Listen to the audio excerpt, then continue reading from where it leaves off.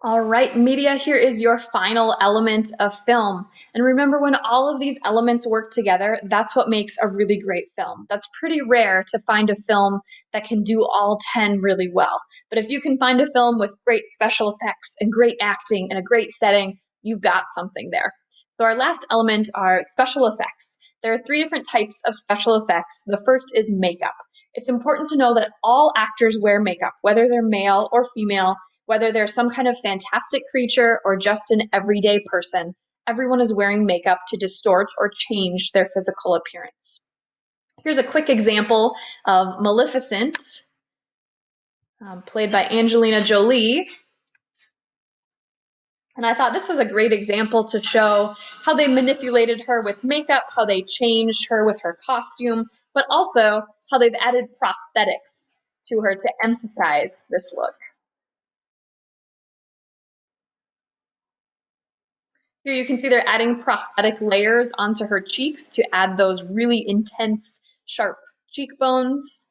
She's added something into her mouth. She's added her fake fangs, and now she's become this character, Maleficent, without any CGI, just with makeup. So we do have some really fantastic transformations that characters can take. On the top left here, we've got Ralph Fiennes, who plays Lord Voldemort in the Harry Potter movies. Obviously, they had to figure out how to remove his nose, his eyebrows, various other body parts. They made his teeth quite a bit different. So some of that is special effects makeup combined with computer-generated images. On the top right, we've got Jim Carrey as the Grinch, and this would have been a prosthetic mask that they could have applied to his face, and then some type of dye or green contact lenses to give that image for his eyes. Down on the bottom, we have one of our dwarves from The Hobbit. If I were Mr. Russell, I could probably tell you exactly which dwarf it was, but I'm not. Sometimes special effects makeup is just the adding of hair to someone. So we could add this beard, we can add eyebrow hair, we can change someone's hairline, we can add wrinkles. These would be really fantastic changes. Actors don't always have big, fantastic changes through their makeup. Sometimes it's something very slight. On the top left, we have Marlon Brando playing the Godfather here, and you can see he actually really hated sitting in the makeup chair, and so he just asked, instead of having a prosthetic added to his jaw, he said, "Can you just give me some kind of mouth guard, and I'll put it in my mouth?" So you may notice in that film he talks a little bit funny. Well, it's because he has a mouth guard shoved into his jaw because he didn't want to sit through the prosthetics. But you can see they've changed his hairline. They've added a bald cap and then a wig over the top, which adds that gray hair and gives him an older look.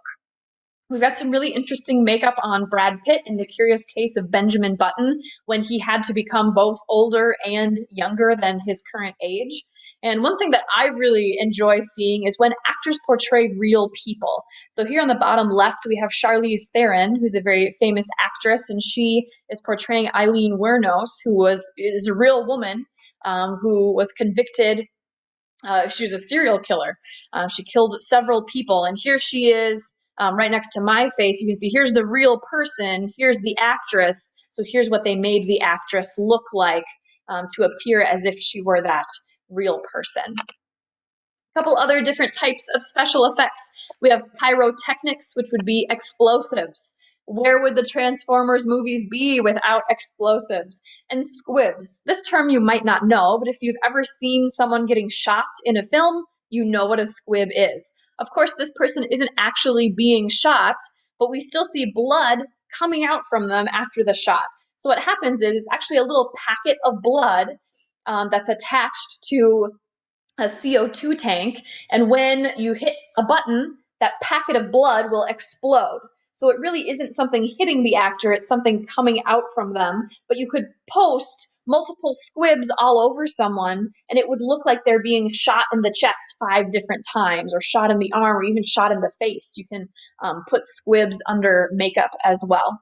And then the last type of special effect, and perhaps the most common type, are computer graphics and computer generated images. So we've already talked about this in terms of sets and backdrops, CGI matte backdrops, but we can also do something called motion capture. And that's what we see here in Beauty and the Beast. I love seeing pictures like this that kind of ruin the film for me. We have Emma Watson as Belle, and she's trying to maintain her composure, but I don't know how she didn't laugh looking at her co-star here in his bulky motion capture outfit.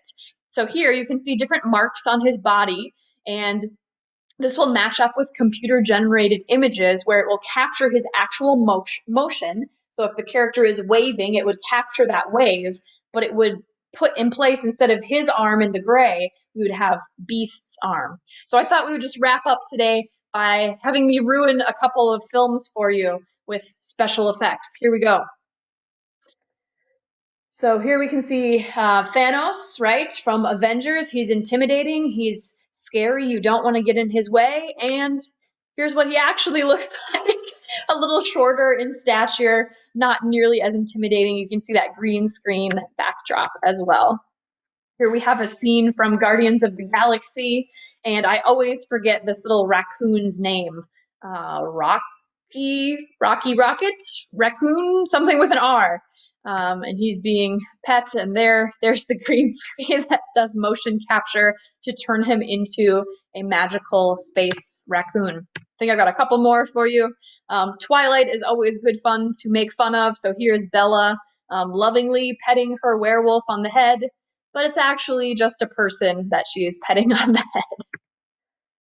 Here's Emma Watson in Harry Potter, and if you know, the library in Harry Potter magically lifts these books up out of the air, but it's really just green screen hands grabbing the books and taking them away, making them look as if they are floating. And here is the dragon in The Hobbit, voiced by Benedict Cumberbatch, and I actually did motion capture so they could make the dragon's face look a little bit more like his. And think about the challenges of having to act through wearing this, especially if you have a more serious role. I can only imagine how difficult that would be. This last one is from Wolf of Wall Street, and you would think that the lion was the image that was added, but it's actually the other way around. They shot the scenes with the lion first and then superimposed that into a scene with people. So we can add and splice scenes together as well with computer generated images. So recapping, our three types of special effects would be makeup, explosives, and computer generated images. Makeup is worn by all actors, whether they're a really fantastic creature or just a normal person. Explosives are used in battle scenes or car chases or anytime you would need an explosion. And CGI is used frequently, both for characters, for backdrops, for props, and it all works together to seamlessly create special effects.